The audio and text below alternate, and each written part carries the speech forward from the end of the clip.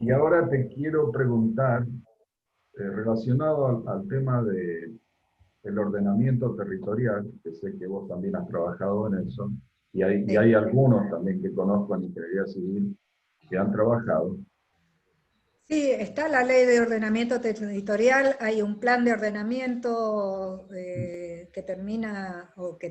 o sea, son planes de ordenamiento hasta el año 2030, 2050, hay un modelo de crecimiento establecido para Mendoza, pero ese plan de ordenamiento territorial tiene, o sea, ¿cuáles han sido siempre las recomendaciones de todos los que han colaborado? Es en tratar de concentrar la población en un solo lugar, es decir, densificar la población para no tener que construir, no tener que generar tanta infraestructura, provisión de agua y de electricidad. Yo creo que también ese es un desafío de la ingeniería civil, porque es decir, se puede construir, se puede hacer y se puede proveer de energía y de agua, aún en lugares donde no me llega el caño, la cañería, ¿no es cierto? Entonces, yo creo que hay todo un trabajo para hacer, pero básicamente yo creo que la problemática pasa por el diseño de país que tenemos, o sea, ¿qué país queremos? Como no tenemos idea del país que queremos, o que quieren, o sea, cómo queremos crecer, si queremos desarrollar el interior, si queremos seguir teniendo este país macrocéfalo. Entonces, yo creo que el COVID ha llegado para también que definamos qué tenemos que hacer, cómo podemos movilizar nuestro país. Nuestro país se va a movilizar en la medida que generemos trabajo, que generemos industria. Y lo único que estamos generando en el Gran Buenos Aires son clientes, ¿no es cierto?, a los que les entregamos el IFE o se les entrega una miseria para que permanezcan en el Gran Buenos Aires. Creo que hay una ingente necesidad de trabajo. Y no es fácil, ¿no es cierto?, porque esto significa ponernos de acuerdo, tener paciencia, o sea, todo el mundo quiere las cosas ya, en este momento, inmediatamente, entonces esa necesidad de satisfacción inmediata también conspira con cualquier planificación que estemos pensando. Y yo no sé si el tema de la usurpación de tierras tiene otro, o sea, si la gente lo necesita o es un negocio, porque ya en la gestión anterior había un reordenamiento, un reconocimiento de aquellos que habían ocupado terrenos fiscales, es decir, no sé qué es lo que hay detrás de todo esto, no me queda claro. Pero en el ordenamiento territorial de Mendoza, por lo menos, está muy definido cómo se debe crecer, qué polos tienen que desarrollar, cómo se tiene que incentivar el crecimiento de la provincia de Mendoza. Pero claro, en este momento tenemos cerradas las fronteras, no tenemos turismo, Mendoza depende mucho del turismo, entonces eso es muy problemático porque la rueda del avance, ¿no es cierto?, va a depender de lo que de lo que se pueda producir y de lo que nosotros podamos vender, ¿no es cierto?, no solamente vino, sino que llegue dinero para que podamos seguir trabajando. Es todo un desafío. ¿Mm? Gracias. Muy bien, Graciela. Eduardo te habla. Yo siempre te he referido como Graciela. No te hagas problema, me reconozco igual. No, está bien, me parece perfecto, pero yo ya, para mí eso siempre Graciela. Has disertado con mucha autoridad y eso realmente lo pongo de relevancia, además de lo que dijo Raúl, que has hecho una muy clara exposición interdisciplinaria del problema del COVID y todas sus concomitancias. Van mis felicitaciones y ahora voy a dar paso a Victorio Sonsoni, que tiene una pregunta para hacerte. Adelante, Victorio. Gracias, Eduardo. No, mira, yo no era una pregunta concreta, sino también felicitarte, decirte, estuvo muy linda toda la exposición, Graciela. Yo soy del subgrupo que te conoce como Graciela. Sí, muy interesante, la verdad que con muchos aspectos para pensar. También, bueno, una resignificación de las ingenierías en ocasiones como esta, donde pareciera que todo estaría en manos de médicos y políticos, pero en realidad hay muchas cosas atrás, digamos, para la cual las ingenierías están aportando y tratando de ayudar para la solución de esto, ¿no? Y bueno, y la expectativa de lo que se viene es que efectivamente esto era una cosa que no estaba en ningún manual de lo que se había visto hasta ahora, y la verdad que va a haber que ser muy imaginativos, tratar de esta crisis salir de la mejor manera posible y bueno, tratar de corregir las cosas que hay que hacer. Bueno, simplemente te quería decir que me gustó mucho, así que muchas gracias y felicitaciones. Gracias. Bueno, Victoria, muchas gracias. Bueno, adelante entonces Jorge Vargas, que quiere hacer una pregunta.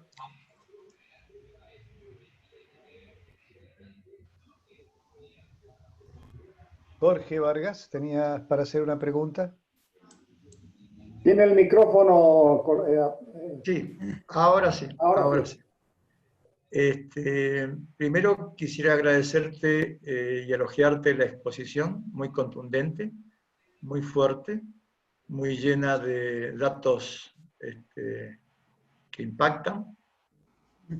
Quisiera unir esta pregunta que te voy a hacer con la expresión tuya de holística, de educación y de la 31.000, la ISO 31.000, que es gestión de riesgo. Sí. Por experiencia, cuando uno capacita en gestión de riesgo es pensar en el futuro, y lo que menos estamos preparados para pensar en el futuro. Y justamente vos decías que la comunicación era uno de los factores, ¿no es cierto?, fundamentales en ese tema de gestión de riesgo, en la cual la ISO 9001 pregunta y indaga sobre esto, que justamente dentro de 15 días tengo una auditoría de Irán con respecto a esto. Pero fundamentalmente te quería preguntar si hay un organismo que no lo escuché, y a lo mejor si lo dijiste, me escapé del tema, pero si hay un organismo en los cuales no solamente la parte ingenieril, sino la parte educativa también esté colocado acá, porque la resiliencia, que vos muy bien aclaraste, la resiliencia social y la resiliencia, diríamos, física, tiene su impacto sobre las personas. Entonces, si en realidad esto que vos nos estás diciendo a nosotros y que vos en los posgrados y en el aula lo decís, si realmente se hace efectivo con un organismo integrador y holístico en la provincia donde estén todos, por lo menos no lo escuché, si estaban todos unidos y escuchando científicamente esta exposición. Esa es mi pregunta. No, que yo sepa, no hay. Son todas acciones que, bueno, desde la universidad nosotros tenemos, siempre hacemos este tipo de difusión.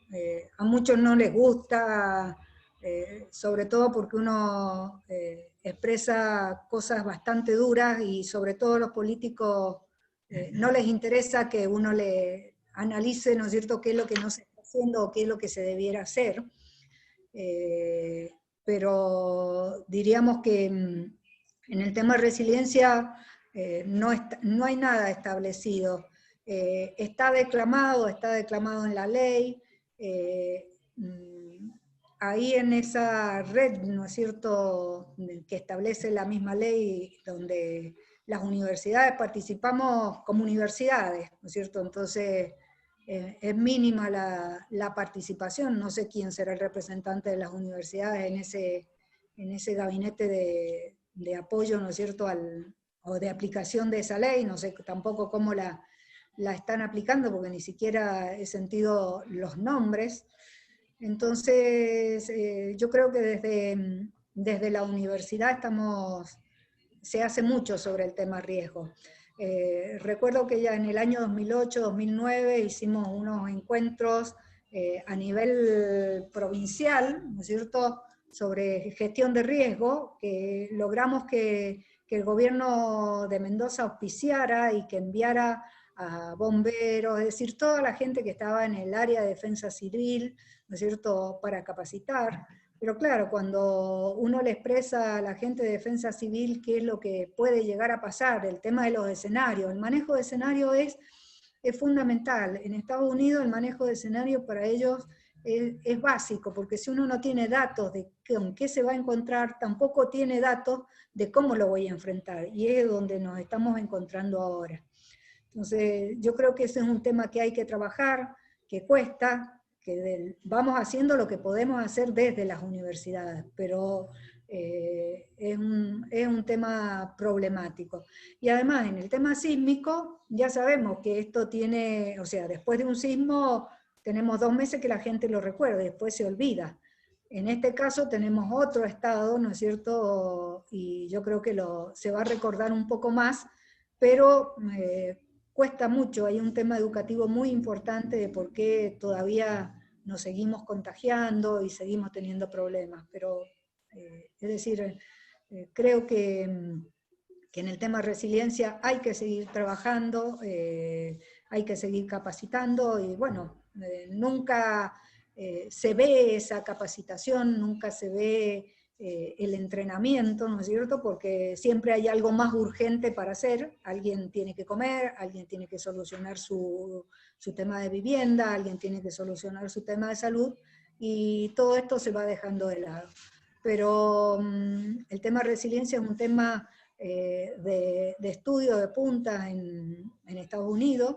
Incluso ellos ya se lo han replanteado después de la tormenta de Sandy, ¿no es cierto?, de los japoneses después de los desastres múltiples de Fukushima, ¿no es cierto? Entonces, el mundo entero está replanteando la necesidad de la resiliencia, no solamente de las personas, sino de la resiliencia de todo lo que es infraestructura. No tenemos infraestructura resiliente. Entonces, ante un fenómeno natural y ante un evento como este. No sé si te he respondido, Jorge. Gracias. Muy bien, ahora está Alfredo Pérez Rafaeli, le vamos a pedir que formule su pregunta. Adelante, Alfredo. Sí, buenas tardes. ¿Se escucha bien ahí, Eduardo? Sí. Sí, adelante, sí. Sí, bien. Buenas tardes o buenas noches, ingeniera, mucho gusto. Mi nombre es Alfredo Daniel Pérez Rafaeli, soy ingeniero de petróleo. Tengo mi último posgrado en higiene y seguridad laboral. Y bueno, todo este tema de evaluación de riesgo es lo mínimo que se tiene que hacer, ¿no? Lo mínimo. La felicito por la exposición. Y yo estaba pensando lo siguiente, ¿no? Me gustaría que en base a su experiencia, y si lo hizo, y si usted lo explicó anteriormente, le pido disculpas porque pude entrar tarde por una cuestión de conectividad a su exposición, si conoce que en la provincia haya un procedimiento verdadero de evaluación de riesgo, donde la evaluación de riesgo usted identifica un peligro, en función de ello tiene en cuenta las distintas variables, como usted explicaba, para definir la magnitud del riesgo, definir en función de las acciones de control y mitigación, y por ende tiene que haber un plan de contingencia, ¿no? Y en ese plan de contingencia debería estar incluido todo lo que sería un grupo de respuesta, y dentro de ese grupo de respuesta, un grupo de crisis. ¿Conoce usted algo o puede informarnos si realmente la provincia se maneja en ese estilo? Le pregunto porque desconozco, ¿no? Escucho siempre a Defensa Civil, las recomendaciones que da cuando hay las advertencias de vientos sonda, ese tipo de cosas, ese tipo de condiciones o que debe cumplir los habitantes, ¿no? Para controlar ese riesgo. No sé si lo que yo le estoy comentando está más en profundidad, ¿no? Donde hay que plantear distintos escenarios. Y yo creo que Mendoza tiene bastante experiencia con todo el tema de terremotos, como usted decía, y seguramente puede tal vez asimilarse el tema biológico como variables importantes vinculadas con el tema de los efectos que traen los terremotos, ¿no? Sí, es defensa civil, debe ser defensa civil. Lo que pasa es que hay una historia en defensa civil de quién maneja defensa civil, ¿no? Entonces, es decir, hemos pasado en defensa civil de cuando lo manejaba un comisario que decía que los investigadores no servíamos para nada, ¿no es cierto? Ahora tenemos un guía de montaña, entonces, con muy buena intención, ¿no es cierto? Pero, es decir, el perfil de quien maneja defensa civil tiene que ser, o sea, tiene que tener otra visión, a lo mejor tiene que tener otra visión. Y bueno, ya de todas maneras, en las últimas gestiones han sido mucho mejores que las anteriores, sobre todo porque de alguna manera, con esta discusión de la ley, los ha obligado a participar y a contactarse y a mejorar, pero es lo único que hay. Y dentro de riesgo, lo que conozco es las evaluaciones que hacen las empresas como YPF, o sea, una empresa petrolera, es decir, todo lo que están que tienen riesgos, ¿no es cierto?, realmente importantes.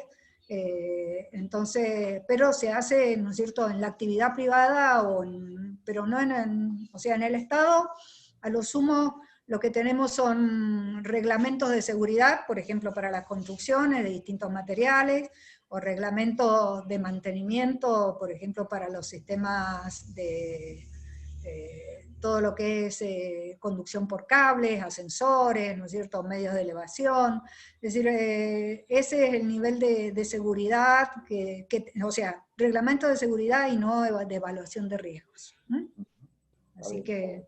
Sí, trabajé casualmente en la industria petrolera y bueno, estas cosas que usted está diciendo es lo que realmente se hace. Porque, es lo que realmente se hace, sí. Claro. Sí, perfecto. Pero bueno, en un enfoque como usted también decía, deberían participar profesionales que no respondan a una distinción política, pero que tienen un concepto, y la ingeniería es una de las ciencias, digamos así, que puede ser un aporte importante y con amplio conocimiento, con gente como usted, que realmente tienen otra visión, pero para eso creo que ya tenemos que pensar una planificación del Estado, que usted decía, y pensar 20, 30 años, ¿no? Así que bueno, muy bien, gracias. No, por nada.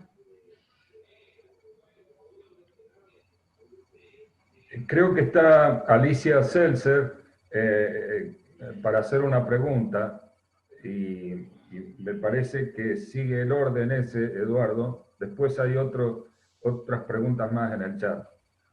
Sí, estoy escribiéndola para que todos la lean en el chat y me la comenten.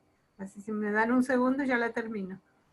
Bueno, mientras tanto, hago un pequeño comentario para ponerle un poco de buena onda, porque entre Alicia Seltzer y Graciela me pueden a lo mejor comentar, ya que hay tantos avances en la neurociencia y entonces pensaba, bueno, cuando se ha gestado ya el óvulo fue fecundado, podrían avisarle a uno, decirle, bueno, en la vida es una experiencia fantástica, pero vas a tener muchos riesgos.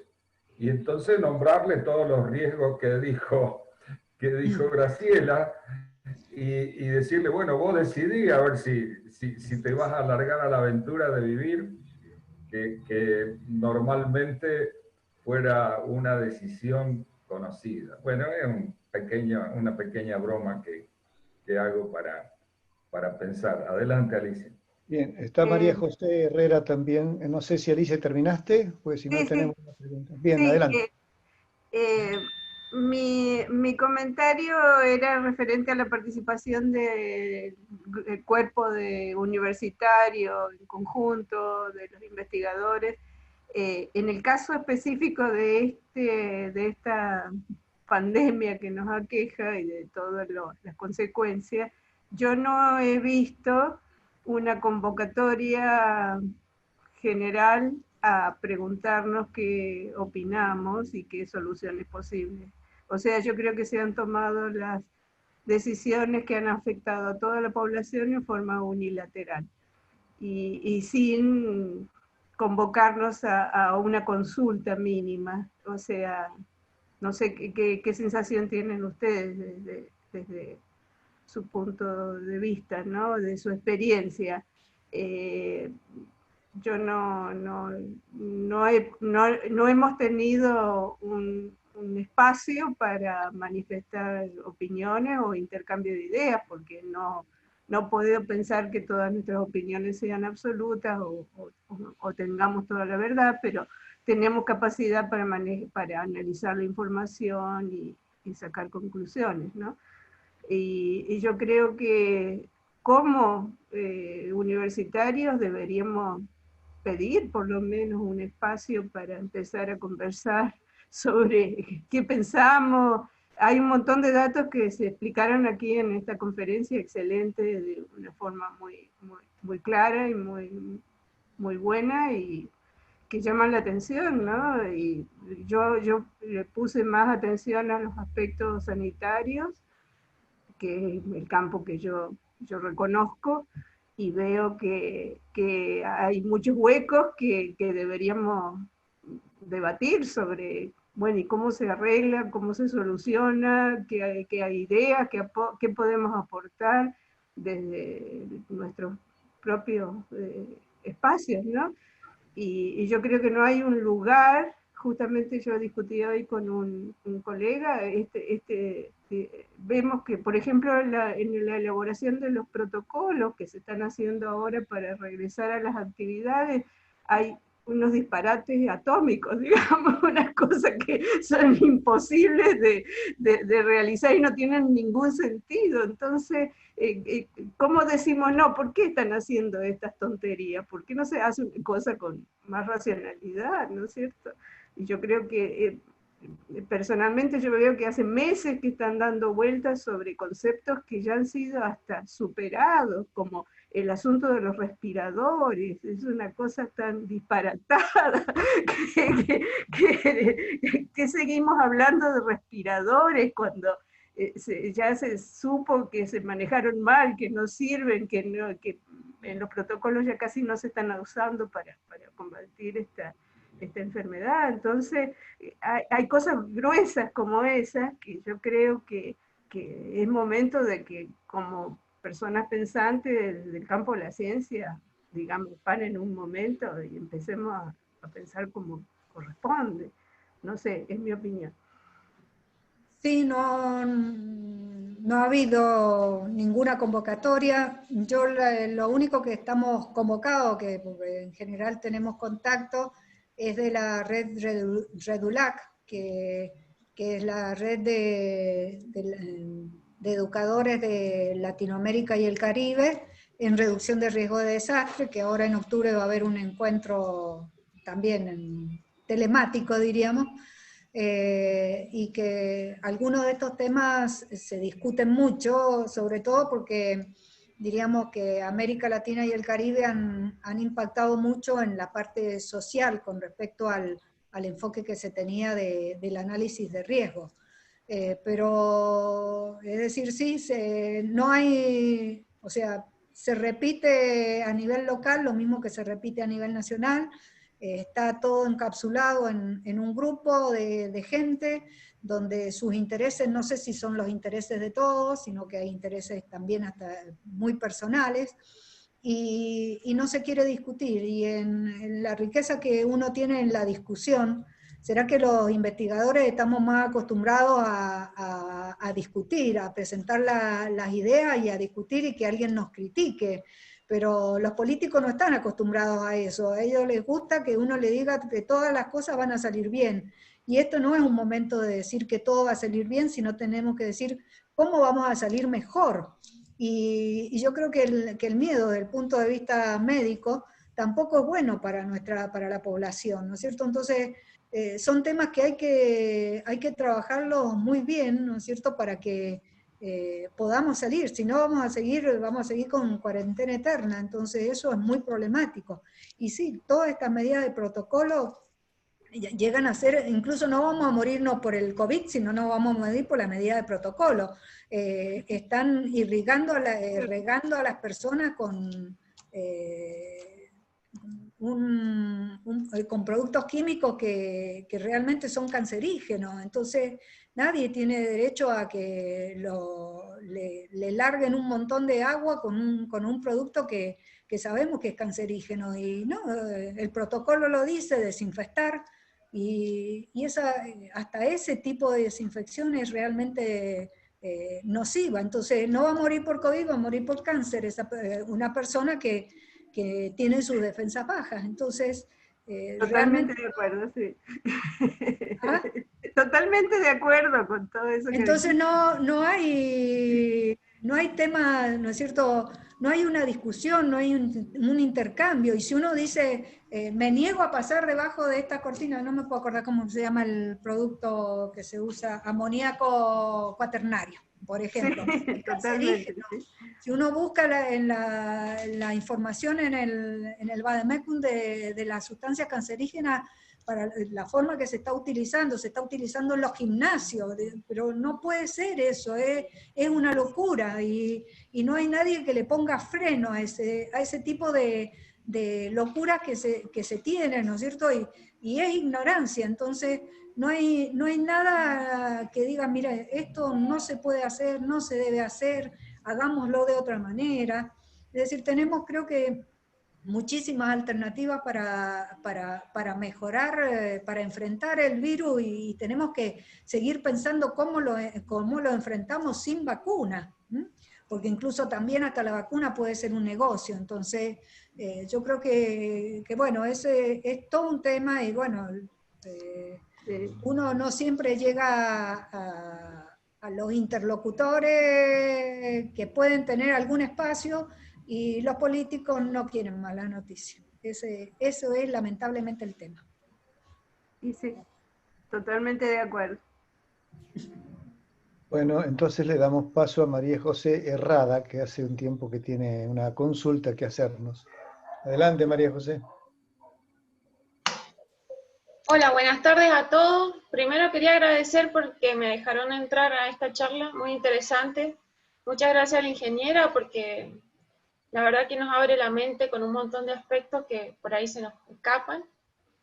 Y mi consulta soy estudiante de ingeniería civil aún, y mi consulta va más por el lado de la comunidad y por el lado de la comunicación, porque los mendocinos estamos acostumbrados de que hay un pequeño sismo que percibimos y ya salimos todos a la vereda, afuera. ¿Qué pasa en esta situación donde estamos todos aislados y de repente no sabemos que los vecinos o un gran porcentaje de vecinos puede estar infectado?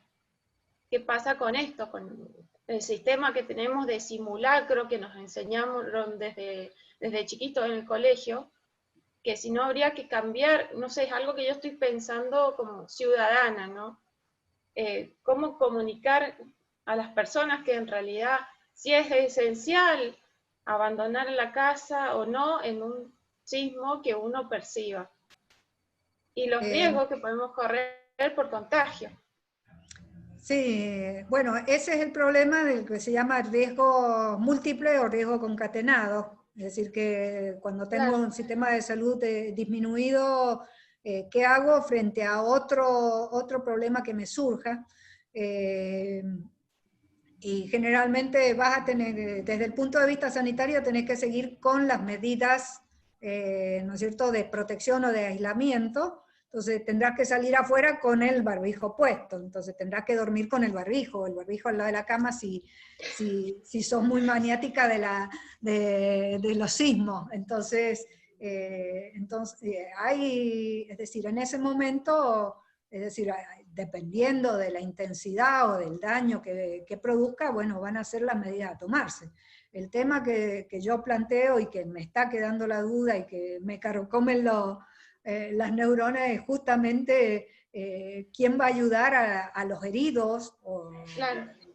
Entonces, si va a haber cama o terapia, ¿no es cierto?, para las personas que resulten heridas. Pero las medidas de aislamiento, de distanciamiento social, de prevención frente al COVID, los vamos a tener que seguir manteniendo ante una acción sísmica. Así que bueno, habrá que incorporar ese tema en los protocolos, ¿no es cierto?, sobre todo después si volvemos a las escuelas, a las clases presenciales. Claro. Bien. Sí, la consulta era más que nada porque a ver, no estoy imaginándome que va a haber un sismo grande porque nadie lo espera, nadie lo quiere en realidad. Pero cualquier sismo que la población siente, ya están desesperados por salir de su casa, porque la réplica y porque les da miedo, y a eso voy, que por ahí con barbijo y con distancia. Esa es la respuesta. Nada más. Listo, muchas gracias. Exactamente, eso pasó en Croacia hace pocos meses. Sí, sí. Tuvieron un sismo de grado 5.1 y la gente salió, pero bueno, es un problema educativo. Ellos tenían ya bastante incorporado todo y salieron con distanciamiento y bueno, felizmente no pasó nada, hubo muchos daños materiales, pero no tuvieron problemas. Carlos Mayé, adelante, tienes una pregunta para hacer también. Adelante, Carlos. Sí, buenas tardes. Bueno, quiero felicitar al Ateneo por este ciclo de charlas que está llevando adelante, que la verdad que son muy interesantes. No he podido asistir a todas, pero las que he asistido me han llenado de experiencias. Quiero felicitar también a la ingeniera Graciela Maldonado, colega, por su brillante exposición. La verdad que nos ha pintado un panorama que muchos lo suponíamos, pero nos ha dado en el rostro con lo que nos enfrentamos. Ha sido muy clara, muy contundente, como he escuchado por ahí, y digamos que esto genera una discusión. También escuché que no hay consultas a las universidades, es cierto, hay pocas consultas, no solamente a las universidades, sino a las agrupaciones profesionales por parte de las autoridades. O sea, no nos han pedido opinión. Ese es un tema que tenemos que revertir cada uno desde nuestros pequeños lugares de trabajo y tratar de organizarnos, porque indudablemente nada va a ser igual, como decía Graciela en su exposición. El mundo como lo conocíamos no lo vamos a volver a ver. Entonces, indudablemente hay que cambiar muchas cosas, hay que adaptarlas, hay que, adaptarse al cambio, como decía la frase de Darwin. Indudablemente, bueno, la educación también tiene que sufrir cambios, porque esta pandemia nos ha golpeado a todos y nos exige cambios. Hay que indudablemente revisar los protocolos. Y adaptarlos a esta verdad que nos preocupa en forma universal, digamos. Desde nuestro puesto de trabajo, bueno, tendríamos que cada uno tratar de revertir eso que nos ha pegado a todo y bueno, quería nada más expresar mi sentir y felicitar nuevamente a Graciela por la brillante exposición. Gracias a todos.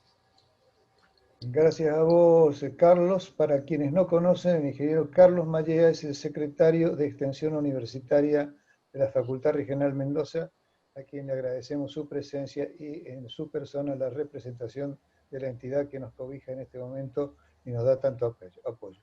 Muchísimas gracias. Carlos, no hay problema, es decir, si vos tenés desde Extensión, necesitas que esta charla la demos, la compartamos, a lo mejor la achicamos, siempre trato de achicar las charlas, pero bueno, no siempre puedo, o darla en el centro de ingenieros, en el consejo profesional, donde vos quieras, yo estoy dispuesta, yo no tengo ningún problema. Total, en la medida que podamos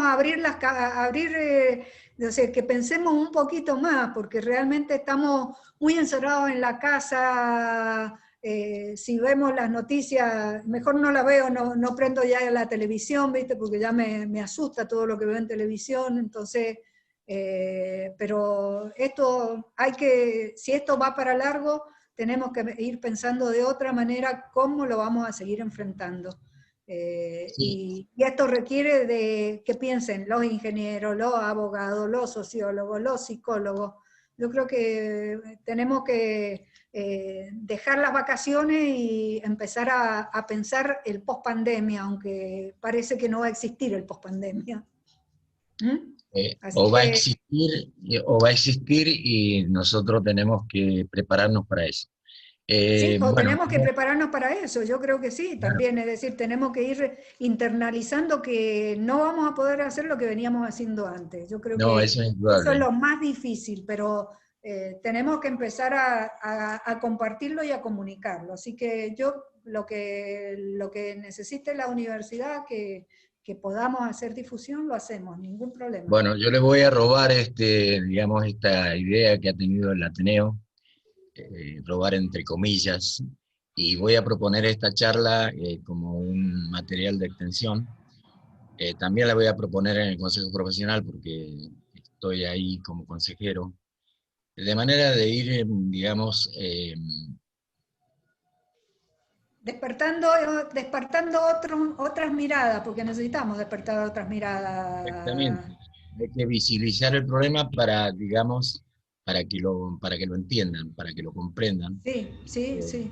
Como decías, el riesgo, uno de los principales factores de mitigación del riesgo es la resiliencia o la capacidad que nosotros tenemos para afrontar ese riesgo. Disminuir uno de los factores directos, que es las amenazas a través de la distancia. Eso se ha entendido perfectamente en tu exposición, y es importante que el resto de la población o el resto de los interlocutores que están, digamos, de alguna manera más cercanos a esta problemática, no dudo que la ingeniería está muy cercana y tiene soluciones y va a aportar y seguir aportando soluciones. Pero es importante hacer más visible digamos, la problemática que nos aqueja. Sí. Plenamente de acuerdo. Esto es lo que nosotros en el Ateneo denominamos efectos colaterales. Francamente nos pone muy felices de que esto no quede encerrado en los 4 segmentos de la pantalla, en este caso, y que pueda trascender para que justamente en este tipo de problemáticas podamos transferir estas ideas y ser más útiles a la sociedad a la que nos debemos. Efectos concatenados, como dijo Graciela. Concatenados, sí. Exactamente. No sé si hay alguna otra pregunta pendiente. Estaba Guillermo pensado pidiendo la palabra, según leí en el chat. Sí. Ahí lo leí. Quería adelante. Varias cositas de las últimas cosas para Carlos, que recuerde que todas nuestras charlas están en el canal de YouTube del Ateneo Amigos de la Ciencia, o sea que la pueden ver nuevamente y cuando quieran. Y después rescato de la presentación, Graciela, que estuvo muy buena, y esto de abrir nuevas ideas para discusión, el cambio paradigmático importante que representa esta visión para Mendoza, que estaba vista, como bien decía, una Mendoza donde el mayor factor de riesgo era lo sísmico, pero ahora estamos en un mundo donde además avanzó otro riesgo. Y una Mendoza donde hasta hace muy poco el ordenamiento territorial criticaba el desarrollo de barrios y favorecía la concentración urbana. Cuando ahora se nos está dando vuelta el mapa. Exacto. Y tenemos que empezar a replantear si estaba eso realmente correcto o cambiarlo a esta nueva realidad en todo, incluso en las casas. Ahora hay que empezar y es multidisciplinario. Ahora los arquitectos tienen que empezar a pensar que en las casas, hasta hace muy poco estaba de moda las casas todas abiertas. Y ahora estamos todos trabajando en una casa los chicos yendo a la escuela, los padres trabajando por teletrabajo, y hay que empezar a planificar estos ambientes de trabajo que posiblemente se van a repetir constantemente, porque ahora es el COVID-19, pero ya está hablando la Organización Mundial de que esto podría repetirse, así que hay que empezar a planificar, y sobre todo desde las universidades, primero a romper los paradigmas en los que veníamos, que creo que es la parte más difícil. Y después empezar a planificar con un aditamento en la fórmula de riesgo, que es, ok, ahora tenemos este nuevo riesgo. Me encantó eso porque es lo que ayuda a estas charlas, ¿no? A exponer los temas y verlo desde lo científico, ok, ¿cómo lo resolvemos? No es ni un cuadrado ni un círculo, es un cilindro. Me encantó esa, la voy a copiar esa. Está bien, está bueno. Bueno, gracias, era eso nomás. Sí, lo importante es que nos deje pensando, es decir, lo importante es que podamos pensar, podamos decir, bueno, o seguir pensando en el tema. Yo esto lo vengo pensando desde el mes de abril, ¿no es cierto? Pero bueno, ¿cómo aporto? ¿Qué cambiamos? ¿Por dónde vamos? Entonces, es difícil. Es complicado, pero no es imposible, así que tenemos que seguir trabajando en esta línea. Claro, y es multidisciplinario porque también habla sobre sí, las economías de las provincias. Como bien decías, el macrocefalia argentina, todo yendo a Buenos Aires, que no funciona, y finalmente hay que replantear ese federalismo escrito en la Constitución, ponerlo en práctica porque si no se hacen inviables. Es una situación inviable. Sí. No, además esto no es un problema de uno solo, o sea, esto de que uno solo tiene el botón rojo, es decir, la comunidad tiene que volver a rescatar su libertad y poder confluir, ¿no es cierto?, para encontrar la mejor solución entre todos. No será la que me beneficie, ¿no es cierto?, pero la que menos daño me haga. Entonces tengo que, de alguna manera, ser responsable o incluirme en esa responsabilidad de poder elegir y de poder compartir una situación de la que nadie quiere, a menos que salga la vacuna. Que bueno, ese es otro tema bastante conflictivo. Bien, acabo de pegar en el chat el link de la división de YouTube del canal del Ateneo. Sí, pero yo no veo el chat acá. No importa, quería decir además que la voy a enviar, la voy a reenviar, la hemos hecho otras veces. Bueno, voy a reenviar por correo a todos los miembros para que tengan acceso a cuando deseen ver cualquiera de las conferencias que se han estado dando en este año y que han sido grabadas por Zoom. Bueno. Le doy la palabra a Raúl, que sé que hace rato que desea hablar. No lo deja. No, en realidad le quiero comentar a Carlos Mallea que nosotros no tenemos temor de que alguien nos robe algo, porque todo lo que hacemos es tratando de cumplir con la función esencial del Ateneo, que es la divulgación de la ciencia, llevar más conocimientos a la sociedad. Así que pertenece a todos, y entre todos lo hacemos. Y las exposiciones que hemos tenido este año, aún en estas condiciones, así virtualmente, han sido extraordinarias, y hemos conocido en los expositores gente muy capacitada y a veces totalmente desconocidos. Entonces, había una expresión que nosotros siempre decíamos, sobre todo cuando nos contactábamos con argentinos que están en el exterior, que otra de las funciones del Ateneo era descubrir al soldado desconocido, es decir, que lo queríamos conocer a esos soldados desconocidos que no son conocidos, pero son muy valiosos y muy buenos para nuestra sociedad. Así que, al contrario, nos sentimos muy orgullosos, y Carlos con su Secretaría de Extensión nos siguen dando el apoyo que siempre nos han dado. y que entre todos podamos hacer lo que estaban mencionando antes, de que sean más consultados todos los profesionales y la gente que conoce temas. No nos limitamos nunca a que tenga un título determinado o no. Simplemente queremos conocer a los que saben y se especializan en temáticas importantes y que sean consultados.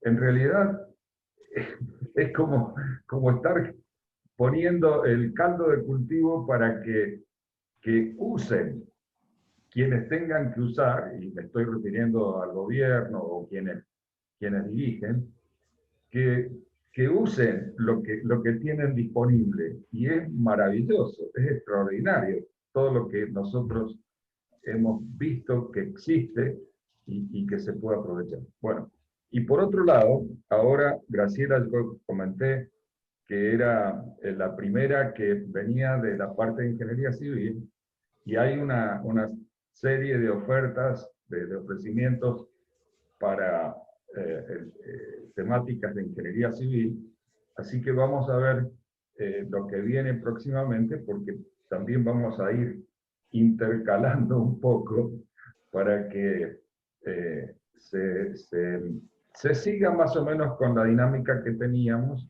hasta ahora, que son la diversidad de ciencias, y cada uno de nosotros va enganchando, va ensamblando, porque pareciera que todo está muy unido, ¿no? Entonces, escuchamos hablar de astronomía y resulta que la neurociencia que nos explicaba Alicia Seltzer también está unido, y vemos cosas así, cosas sorprendentes. Bueno, no sé si hay algo más, pero les quiero agradecer a todos. Abran el micrófono y abran el video y aplaudimos a Graciela. Muchas gracias. No se pierdan el próximo viernes, que será apasionante también. Ajá. Como decían en las telenovelas. No se pierdan el próximo capítulo. Bueno, feliz semana para todos. Muchas gracias. Igualmente. Saludos. Gracias. Muy bien. Buen fin de semana. Buen fin de... Gracias.